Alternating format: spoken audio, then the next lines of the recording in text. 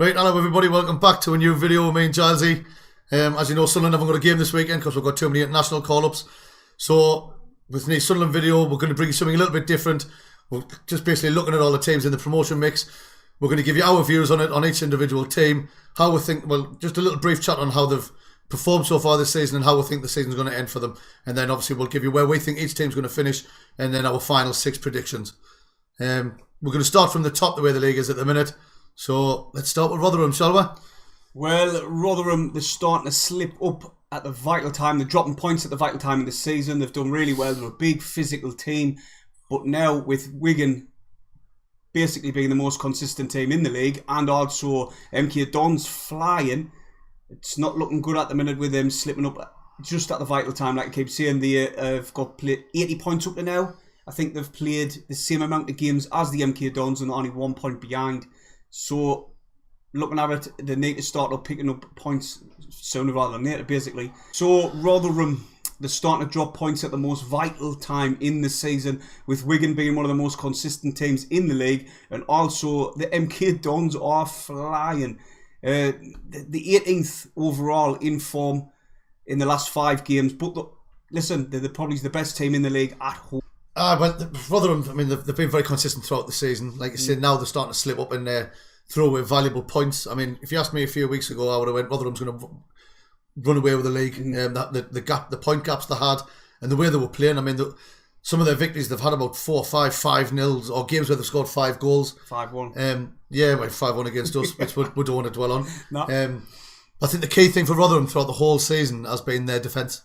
We all know Rotherham are a big team. They're very hard to break down. And that shows because they've got the best defence in the league by far this season, by 9 clear goals. They've only conceded 25 goals in the league this season. And the next team's like 9 goals away. So it proves that any team that's hard to break down, they stand a good chance of winning goals, especially if you've got players like they have to score goals. They've got Michael Smith, who's got 18 goals for them up to now. Jody bastard. Ladapo, he's got 11, and he did, beginning of the season, he put in a transfer request. No, that was in January. It was January, yeah. He put in a transfer request and he wanted to leave. And so, you know, he's done all right to just knuckle down and get on with the job in hand, really. But, I mean, credit to him. Yes, he put the transfer request in January. He requested to leave the team. That transfer never came about, and over the last few weeks he has been piping up with goals for them, so he hasn't let it distract him. In fact, obviously the Rotherham fans will be happy about that. So he's still plodding on and trying to do a job for them. And also Daniel Barlaser, who's got 8 goals as well. Another Geordie bastard. The odd top at home for the form. So for me, Stephen, where do you see these finishing? Yes, the top now, but like I say, with the slip-ups recently, I do believe that the slip-ups are going to be too strong for them. I think they've got a tricky running for the rest of the season. They've still got to play Pompey, Oxford, Ipswich and us.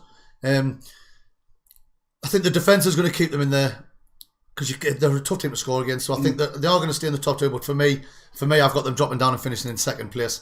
Well, do you know, I didn't want to upset any Rotherham supporters, but I've got them dropping out of the automatics and they'll finish 3rd. Big shout. It is. It's just, I feel as if they're dropping points at vital time. Wigan's got 2 games in hand on them, and the momentum that the MK Dons have got, I just can't see anybody stopping them at the minute, and that's just the way I see it going.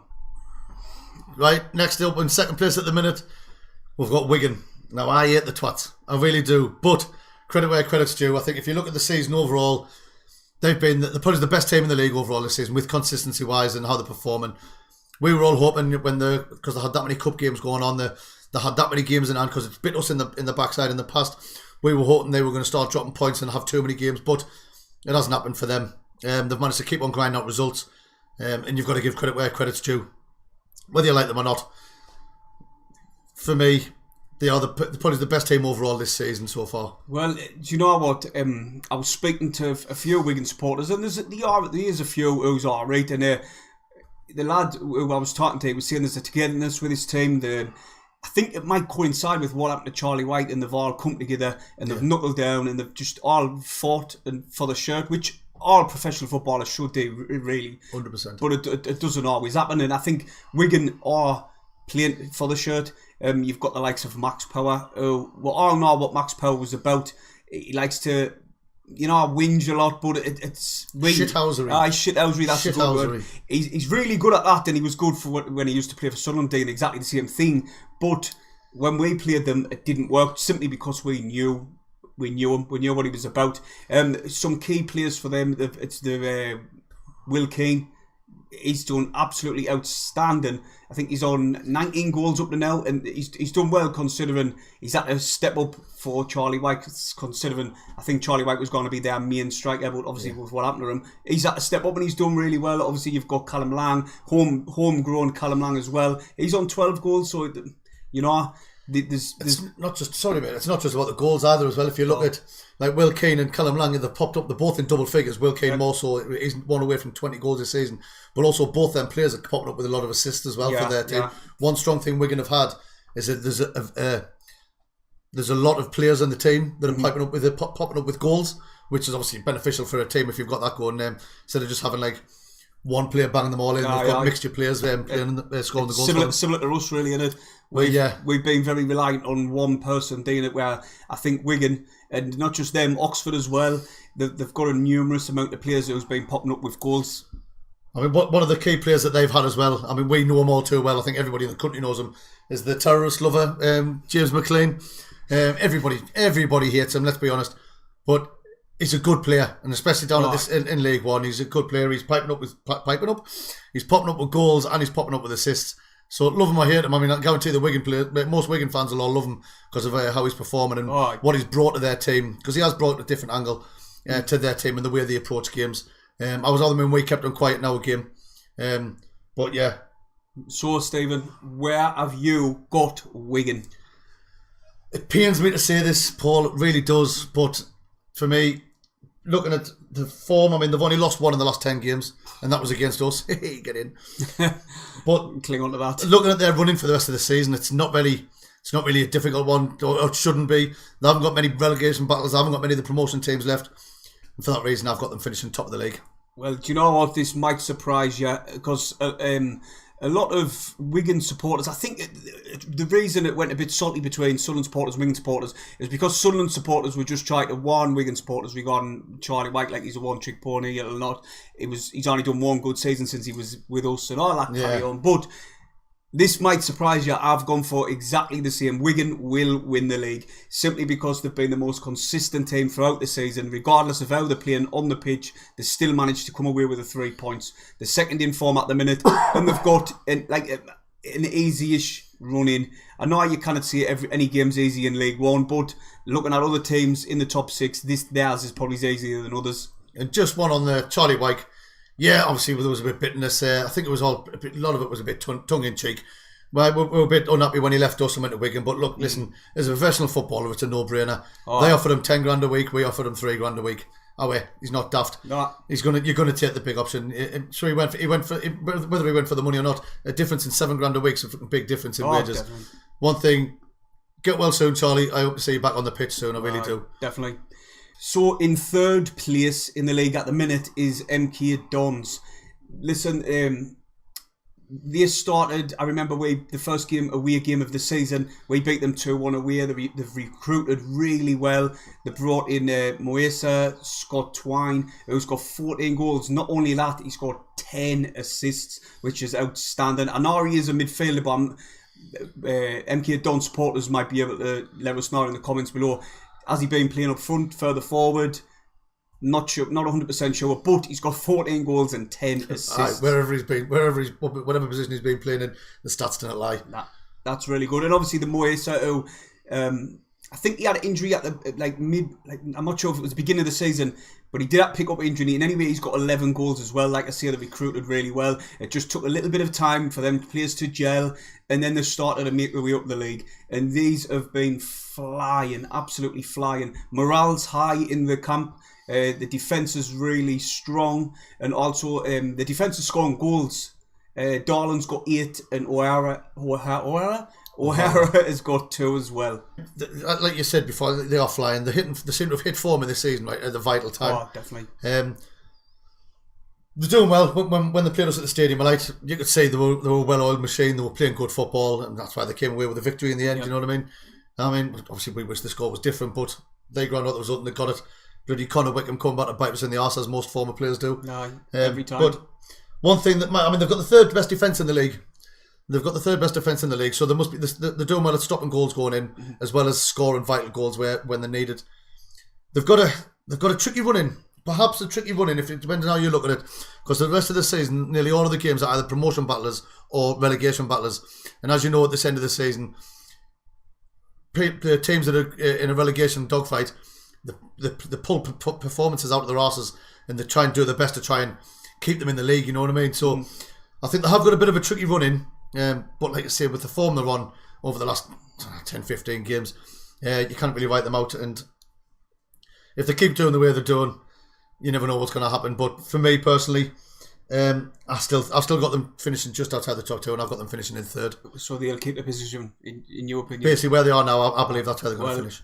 I'm going to, just for the momentum, what they've built up and the morale at the club, I really see them getting into the automatics and finishing second. Right, moving on now to fourth place at the minute, Plymouth Argyle.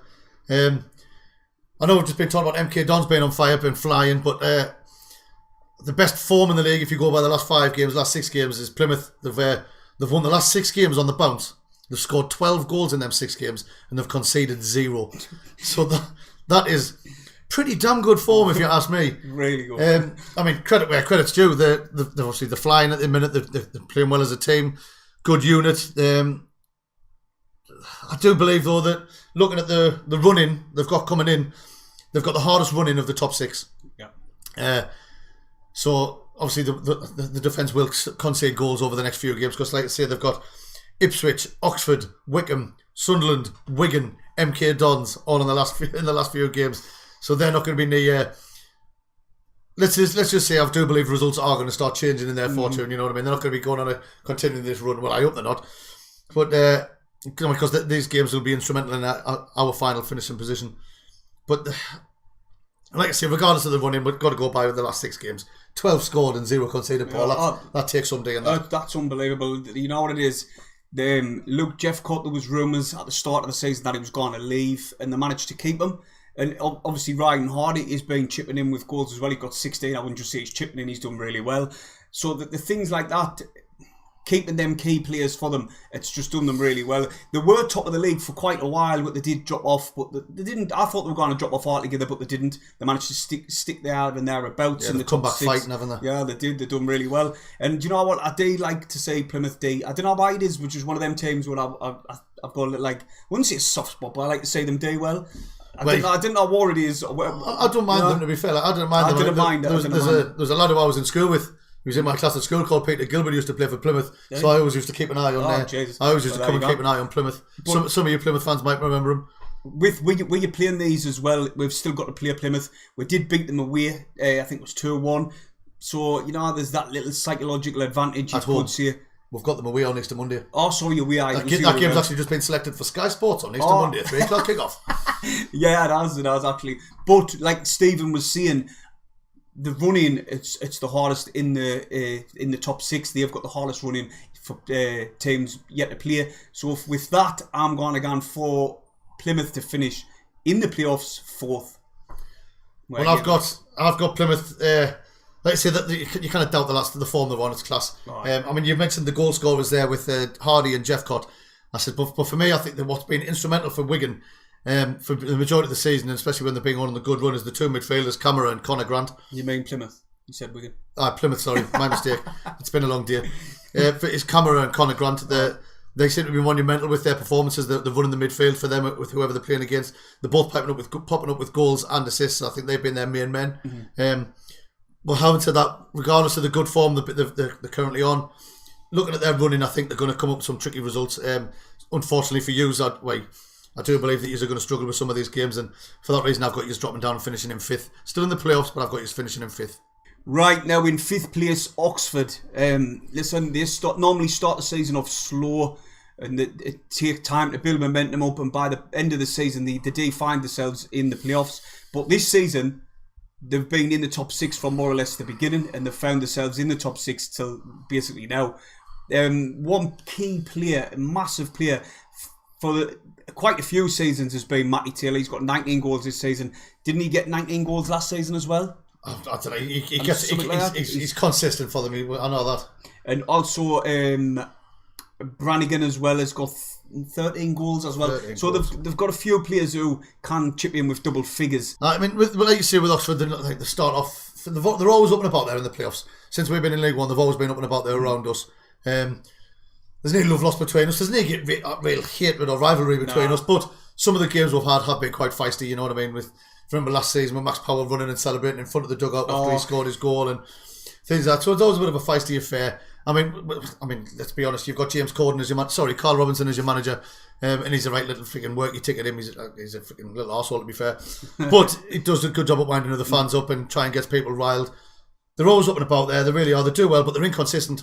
Every season they're in the playoffs, out the playoffs. They're in the playoffs, out the playoffs. So they're a bit like us, to be fair. Like they'll go on a good run of results, and then they'll have a few bad games where they're going up and down. Very similar to ourselves. You mentioned Matty Taylor and Brannigan there as well. There's also Mark Sykes from midfield. I love a good midfield player, work engine, like a workhorse. He's popped up with quite a few goals and a few assists as well this year. They've got a tricky run in for the rest of the season. They've got some big games to come up. Which I was looking back at your previous results over as the season was going, as the season's progressed so far, and you're mad because you're losing points in silly games where you should be getting the win, and then you've beat teams that you beat like Rotherham's and things like that. I mean, I'm hoping that James Corden does another thing and buckles under the pressure and doesn't manage to finish the season as strong as what yous will all hope. I'm afraid, Oxford fans. Mm-hmm. So where are you going? Where have you got them? I've got them just finishing the playoffs in 6th place. Well, do you know what? Just gone it's similar to a Sunderland situation. Really, there's been games where we should have been winning. Do you know what? Even the MK Dons game at home, all they had done is just sat in. We tried to break them down, we couldn't, and they had 2 really good chances and scored from them. But I'm talking games like Shrewsbury away when they're down to 10 men. Games like that, where we should have been. That should have been 3 points. Sorry, and I feel as if Oxford's the same. They're losing games they should have really been winning. And with that and the run in, they've obviously got to play us and Plymouth. I see them finishing 6th. So same as me. Yep. Right, 6th place at the minute in the league is obviously our beloved Sunderland. People who watch us, you know how frustrated and stressed we get about Sunderland, but that's just part and parcel of being a Sunderland supporter. Obviously, key players for us is obviously Ross Stewart. As Paul said before, we've relied on him quite a lot this year with his goals. He's top goal scorer in the league, top goal scorer for us by a long way with 22 goals. Our defence has been strong over since Neal came in. Our defence has been strong, and although we drew 2 of the games 0-0, the chances created were there. It was just a bit of lack of quality in the box and not putting the goals away. We've got some key players, and a lot of them that were brought in January with your likes of Clarks and your Robertses.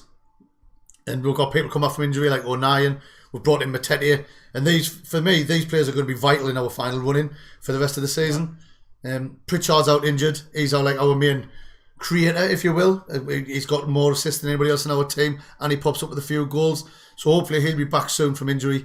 I'm hoping that we'll finish the season strong. We've shown good signs under Neal since he's come in as manager. So I do believe that we're going to finish this season strong. We've got some tricky games coming up, but I'm hoping that the way he's got us playing and with the mentality, and especially the home games with our fans behind us, I think we're going to finish the season strong. Well, Stephen, I think we're unbeaten in, is it 5 or 6 now? Alex Neil's got us really solid at the back, let's be honest. If we're not losing games, we might be drawing them, but like Stephen's just said, there are chances created. We should have been burying teams, let's be honest, especially in the last game when it was 0-0. Oh my God. How that finished 0-0, exactly. I do not know. Clark should have had. He could have had a couple. Roberts could have had one. Evans at the post. Stewart's header. I still wake up in the night. Still wake up like last night in a cold sweat. Amazed at how the friggin' the Lincoln goalkeeper managed to get his hand to Stewart's header. I mean, that was phenomenal. So Lincoln's goalkeeper, if you're watching, bravo, mate, bravo. But like I was saying, like Stephen was touching upon, key players. We've got to get Matete back into the starting 11. I know Alex Neal might have been keeping him. Didn't play him because he didn't want to risk him picking up a ban, because I think it's 10 cards. It's a ban. So 2-game ban. That runs out a certain period, and I think that's the reason why. But Matete has been absolutely amazing since he come in January. And do you know what? I just wish Alex Neil got offered the job straight away rather than fanning on with Roy Keane. Because if he did, we probably wouldn't have lost them 2 games where Mike Dodds was in charge.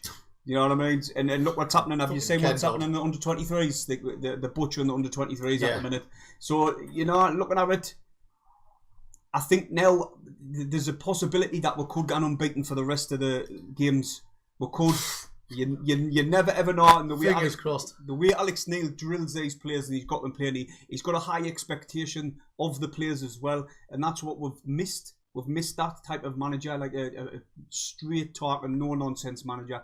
And I do believe he gets the best out of the players. McGeady, I think he will be back before the end of the season. Yeah. Like you see, Pritchard's injured, but he will be back as well. 09's came back and he's looked alright. So for me, we're looking at, we're in a strong position basically. I see us finishing 5th. Where do you see us finishing, Stephen? As you know, I like to look at everything through red and white tinted glasses. But like Paul's just been saying, like I said before, since Neil's come in, we're playing better football. We are creating the chances, and it's only a matter of time before we start burying them. There's a team we're going to play again soon, and they're going to get an absolute drubbing off us because we keep creating chances where we are. The goals are just going to start flying in. If we stay solid at the back the way we have been, and still keep creating these chances, I think we're going to have a good, strong finish to the season. And yes, I'm red and white. I'm Sunderland. I'm very optimistic, but I've got us finishing 4th. Right, well, got us finishing 4th, and then winning the playoffs. Oh well, do you know? To be honest, I forgot to even mention the next stage of the. Do you see us getting to the playoffs? Do you see us playing in the final? Well, the way I've got the final 6, is obviously Wigan first, Rotherham second, MK Dons followed by us, then Plymouth, and then Oxford. So if I'm right, which I probably won't be, because let's be honest, it's a lottery. Exactly. It's a basic. It will be us against Plymouth in the semis, and then meeting either MK Dons or Oxford in the final. That's like the way I look at it. That's just my opinion. Obviously, yours will all differ. You put your opinions in the comments below. I guarantee they'll all be different to mine and Paul's. Yep. You know what I mean? So it'd be good to see what people from around the country think. Obviously we'll interact. We'll have a bit crappy as well. But yeah, I'm hopeful. I think the way Neil's got us playing, we're going to finish strong, and I've got us winning the playoffs. Well, I've gone for something similar to you. I think MK Dons will get to the final with Sunderland, but I would like maybe Oxford or Plymouth, like what all would, because I feel as if MK Dons, the way they're playing, the momentum they've got, it's going to be very tough in the final if we do come up against them. Obviously, we know there's still another few teams in the mix that could possibly make it. Remember, this is just mine and Paul's prediction of how we think it's going to end. But yes, you've got Pompey, Chef Wade, and Wickham. They're all hanging about. They've all got a chance of making it into the playoffs. Me personally, I think Wickham started strong and then they died off for a long period of time, and then they're still hanging around just outside the playoffs. Chef Wade and Pompey are both finishing the season quite strong as things stand. But for me, I think because their start of the season, it took them a while to get running, get up and going. You know what I mean? I think they've just left it a bit too late. That's why I haven't got them in my playoff in the mix for my playoff places. Right, that's it for our predictions. That's where we think the teams are going to finish. Comment below in the comment section where you think they're going to finish, and we'll have a little interaction. We'll talk amongst each other in the comment section below. Remember, this is just our opinion. Didn't get offended by anything you've heard in this video. Hit the thumbs up and obviously subscribe if you're new. And us two will see you in the next video. See you later. See you later.